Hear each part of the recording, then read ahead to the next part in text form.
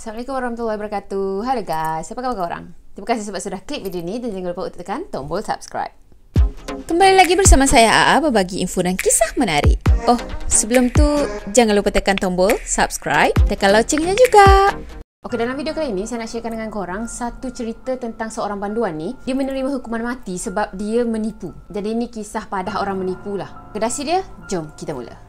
Nama panduan ni adalah Nicholas James Yaris dan dia dilahirkan pada 1961. Katanya masa dia kecil lagi dia dah jadi mangsa penderaan seksual tau. Jadi mungkin masa tu dia dah cerita lah dengan family dia ni. Dia cakap yang dia kena macam gitu, macam gini, yang penderaan seksual punya kes lah.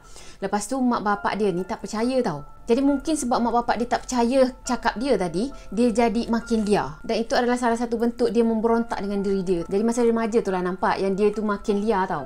Sebab masa remaja tu dia dah ketagih alkohol, ketagih dadah dan juga buat mencuri.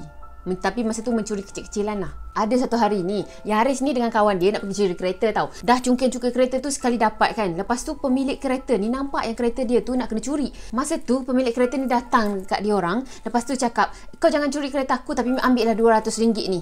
Lepaskan kereta aku. Macam tebusan pula. Maksudnya pemilik kereta tu bagi RM200, $200 kepada diorang berdua. Lepas tu dia ambil balik kereta dia tadi. Katanya masa tu Yaris tu ambil duit tu tau, duit $200 tadi. Dan saat daripada itulah dia mula mencuri kereta. Jadi masa tu sebenarnya dia banyak jugalah curi kereta sebab dia nak kumpulkan duit ni untuk beli dadah.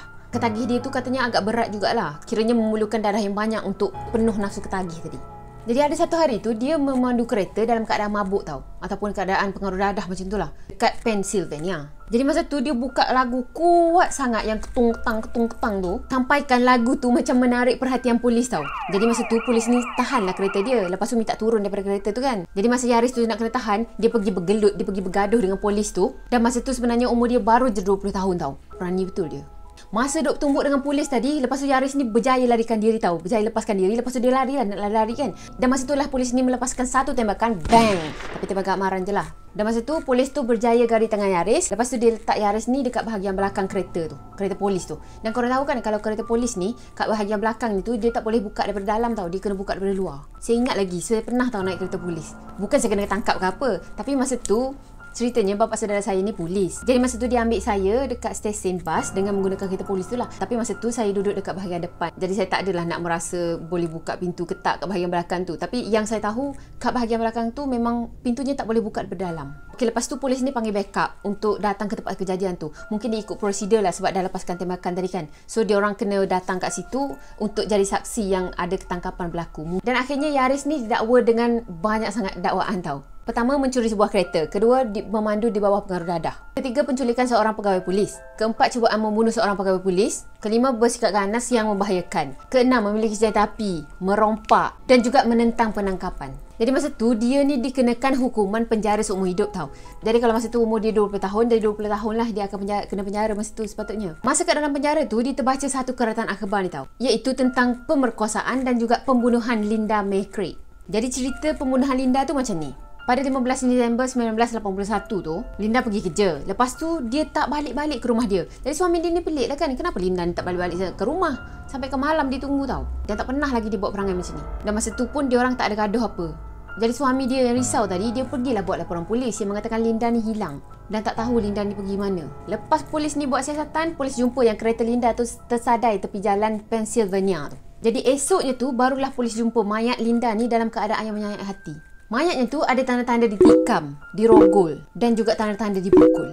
Jadi bila buat bedah siasat, katanya Linda ni mati disebabkan oleh beberapa tikaman dekat bahagian dada dia. Masa tu semua bukti biologi macam sampel air mani, serpihan kuku dan macam-macam lagi lah.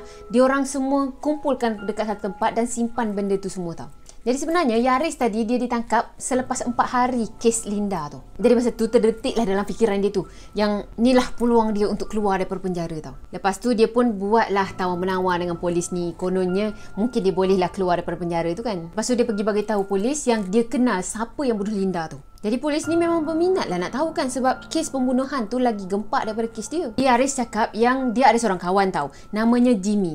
Jimmy tu macam dia juga, macam penagih dadah lah. Tapi masa tu Jimmy tu dah meninggal dunia sebab overdose dadah.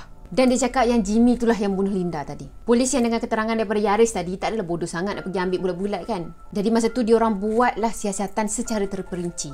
Dan cari siapa Jimmy ni. Betul ke ada orang nama Jimmy? Dan yang paling penting, betul ke Jimmy tu dah meninggal kan? Lepas tu sekali jumpa tahu orang yang nama Jimmy ni, kawan lama si Yaris tadi. Rupa-rupanya Jimmy tu belum mati lagi tahu. Suka hati je dia nak petik nama orang, lepas tu cakap meninggal lagi. Orang tu hidup-hidup, boleh berdiri, boleh berlari lagi. Agaknya info meninggal dunia sebab overdose tadi tu dia pun terima daripada kawan dia. Dan berita tu sendiri pun belum sahih lagi sebenarnya kan. Dah tu polis tadi pun pergilah jumpa Jimmy ni, soal siasat Jimmy. Betul ke Jimmy yang bunuh Linda tadi kan? Tapi lepas dah di soal siasat, disiasat dengan lebih lanjut, memang Jimmy tu tak ada kaitan langsung dengan kematian Linda tau. So kalau korang yang jadi polis tu, siapa yang korang akan syak? Siapa suspek utama yang korang syak? Yelah memang Yaris tu lah. Yaris tu yang jadi suspek utama masa tu tau. Jadi pada tahun 1981 tu, Yaris ni sekali lagi didakwa dengan melakukan pemerkosaan, penculikan dan juga pembunuhan Linda tadi. Padahal seumur hidup dia tak pernah jumpa Linda tu tau. Katanya masa tu dia hanya seorang penagih dadah yang berusia 20 tahun yang dah dibuang keluarga dia. Jadi masa tu dia ada dua kes lah, dua pertuduhan yang berasingan. Yang pertama kes dia lari daripada polis tadi, dan yang kedua adalah kes pembunuhan dia tu. Tapi untuk kes yang dengan pegawai polis tadi tu, katanya kes tu tak ada bukti fotografi yang boleh dijadikan bukti dan dia didapati tak bersalah lah untuk kes tu. Tapi untuk kes pembunuhan ni, masa tu ujian DNA tak ada lagi tau. Jadi masa tu mereka buat ujian serologi yang biasa je untuk kes-kes rogol ni. Dan hasilnya tu, diorang main agak je lah. Diorang tak menolak kemungkinan yang Yaris ni adalah pelakunya. Jadi pihak pendakwa raya masa tu dia bergantung 100% dengan testimoni yang diberikan oleh kawan Linda yang kerja sekali dengan Linda tu. Jadi kawan Linda tu cakap yang Yaris ni lah yang selalu ganggu Linda sebelum Linda tu ditemui mati dekat semak tadi. Dengan keterangan tu lah Yaris ni didapati bersalah dengan membunuh Linda pada tahun 1982. Dan masa tu dia berumur 21 tahun. Padahal dia dah cerita dah benda yang sebenar tau. Dia cakap yang dia memang tak kenal langsung pun Linda dan dia ambil kesempatan tu untuk keluar daripada penjara je. Tapi sekali dah menipu, siapa yang nak percaya kan? Jadi sebelum dijatuhkan hukuman mati, dia kena lalui hukuman penjara dulu kan. Masa kat dalam penjara tu, dia cakap 23 jam daripada masa dia hanya duduk dalam penjara dia je, dalam sel dia je. Nampak kan, betul lah ada lagi penderaan mental macam tu. Jadi hukuman penjara dia tu selama 22 tahun tau. Dalam masa 22 tahun tu, dia banyak habiskan masa dia dengan membaca buku. Katanya masa tu dia dah baca sebanyak 9,400 buah buku tau. Kebanyakannya adalah buku undang-undang sebab dia belajar undang-undang, dia nak bela diri dia sendiri. Dan dia nak buktikan yang dia ni tak bersalah. Masa dalam penjara tu juga, dia hanya dibenarkan bersenam selama 30 minit dalam satu sangkar kecil. Dan dia menghabiskan 14 tahun dalam penjara tu dengan tak bersentuhan dengan mana-mana manusia sekalipun. Masa tu kan, dia hanya baring atas tangan dia, baring terlentang macam gini kan. Lepas tu, dia akan tunggu tangan dia tu kebas dan dia akan gunakan tangan yang kebas tadi untuk usap muka dia. Dan dia bayangkan yang ada orang lain yang tengah usap muka dia macam tu tau. Yelah bila tangan dah kebas, kita dah tak rasa kan. Lepas tu bila tangan yang kebas tadi bersentuhan dengan pipi kita sekalipun, kita akan rasa macam tangan orang lain yang tengah sentuh kita. Macam tu. Sampai macam tu sekali tau, dia nak jaga jiwa dia tu supaya tak gila. Tak boleh bayangkan macam mana dia boleh hidup 14 tahun dalam keadaan macam tu je, sedangkan kita yang 2-3 bulan ni pun dah bising dah PKP hari tu. Korang ingat tak white torture yang saya ceritakan tu? Mungkin ini adalah salah satu white torture yang ada dekat sana. Tapi tak ada white torture, macam torture mental lah kot. Jadi pada tahun 1986, ujian DNA ni diperkenalkan untuk kali pertama tau. Masa dia duduk tunggu hukuman mati dia tu, dia tetap berkeras yang dia tak bersalah. Dan dia mohon untuk buat ujian DNA untuk mengesahkan yang dia tu tak bersalah. Jadi pada tahun 1988, Yaris ni adalah orang yang pertama, banduan yang pertama yang mohon untuk buat ujian DNA, yang mana masa tu dia tengah tunggu hukuman mati dan untuk buktikan yang dia tak bersalah. Tapi katanya masa tu, sampel yang dia bagi dekat pihak yang bertanggungjawab tu rosak. Tak tahulah macam mana boleh rosak, agaknya tak jaga betul-betul tak? Dan masa tu terpaksalah dia habiskan beberapa tahun lagi dalam penjara tu. Jadi pada tahun 2002 tu, masa tu dah dekat sangatlah dengan hukuman mati yang patut dia terima. Tapi sebab dia dah tak tahan tanggung derita masa tu, dia minta supaya hakim ni mempercepatkan hukuman mati dia. Lepas tu cepat-cepatlah bunuh dia macam tu, dia nak mati. Jadi masa dia merayu dekat hakim tu supaya matikan dia, hakim dia tanya macam ni tau, kalau ujian DNA tu boleh dibuat sekali lagi, nak buat tak? Dia boleh tanya macam tu? Memang nak lah. Orang tu dah cakap dah daripada awal lagi dia tak bersalah. Bukan dia yang bunuh orang tu. Bukan dia yang bunuh Linda. Pada tahun 2003 tu, Dr. Edward Blake ni menjalankan ujian terakhir dengan sarung tangan yang diorang jumpa dalam kereta Linda tadi. Lepas tu dia cek juga serpihan kuku yang ada pada badan mangsa tu dan juga kesan air mani yang ada pada suara dalam mangsa. Semua tu kan dia simpan tadi kan. Jadi ujian tu semualah yang mengesahkan bahawa Yaris ni bukan pelakunya. Dan bila doktor ni buat ujian betul-betul, sebenarnya ada 2 kesan DNA daripada lelaki yang tak dikenali. Dan DNA tu semua diorang jumpa dekat pakaian mangsa tu. Pada 3 September 2003, bukti DNA tadi mengesahkan bahawa dia bukan pelaku kejahatan tu. Dan masa tu mahkamah ni tarik balik tuduhan yang dibuat pada Yaris tadi. Dan Yaris ni sebenarnya adalah orang ke-140 yang terlepas daripada hukuman selepas buat ujian DNA tau. Dan dia merupakan orang yang ke-13 yang terlepas hukuman mati. Jadi pada tahun 2004 tu dia dibebaskan. Dia kahwin dengan isteri pertama dia. Kenapa saya cakap isteri pertama? Sebab ramai lagi isteri lepas ni.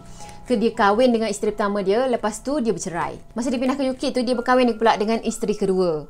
Masa tu dia orang dapat seorang anak. Dan tak lama lepas tu, isteri kedua dia ni ceraikan dia sebab alasan adultery ataupun main perempuan lah. Lepas tu dia kahwin pula dengan isteri ketiga dia. Lepas tu dia pindah ke AS balik dan dia ceraikan isteri ketiga dia tadi. Tak lama lepas tu dia pindah ke UK balik dan dia berjumpa dengan isteri keempat dia. Lepas tu dia orang kahwin dan sampailah sekarang. Isteri keempat dia ni macam seorang yang setia lah sebab dia tahu yang laki dia tu ada perempuan lain. Main kayu 3, kayu 4, kayu 5. Tapi dia tetap juga setia dengan laki dia. Tak lama lepas tu dia menyaman pejabat daerah di Delaware Country ni dengan dakwaan berniat jahat atas kes penjara dia tadilah. Kes tu sebenarnya diselesaikan dengan wang pampasan sebanyak $3 juta. Banyak kan? Pada tahun 2008 tahun masa tu. Banyak gila lah. Dan masa tu dia jadi subjek untuk satu dokumentari tajuknya The Fear of the Teen. Dan ada juga lah beberapa projek-projek lain yang dia buat. Dan sekarang ni kerja dia adalah seorang penulis buku di Amerika Syarikat dan juga seorang penceramah profesional. Antara buku dia adalah 7 Days to Live My Life yang dikeluarkan pada tahun 2008. Lepas tu The Kindness Approach pada tahun 2017. My Journey Through Her Eyes pada tahun 2017 juga. Monster and Madman pada tahun 2018. Banyakkan dia punya buku. Yelah, dia habiskan masa dalam penjara dia tadi pun dengan baca-baca buku tau. Sebanyak 9,400 buku yang dia baca. Banyak gila weh. Katanya dia akan buat sebuah filem tau yang berkisahkan dokumentari dia tadi.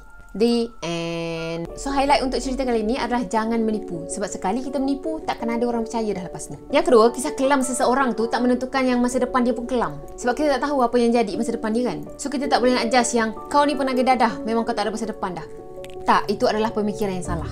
Ada juga pemikiran orang Melayu kita ni, kau ada SPM je, masa depan kau memang tak jamin. Jadi siapa kita untuk menentukan masa depan orang tu? Kalau dia usaha lebih daripada kita, mesti dia akan berjaya kan? Macam saya lah, orang yang buat YouTube lewat daripada saya pun lagi berjaya sekarang ni, compare dengan saya. Tapi saya okey je sebab korang ada. At least orang dua yang tengok okey lah. Kan? Daripada tak ada orang tengok langsung. Ayat backup. Ok guys, saya rasa sampai di sini dulu untuk video kali ini. Dan maaf kalau ada yang kurang daripada saya. Dan minta maaf juga kalau saya ada menyentuh sensitivity setengah di video. Dan kalau korang suka video ni, jangan lupa tekan like, komen, share dan juga subscribe. Tekan loncengnya juga supaya korang dapat notification cerita-cerita saya yang baru, video-video saya yang baru. Jumpa lagi di next video. Bye-bye. Assalamualaikum warahmatullahi wabarakatuh. Bye-bye.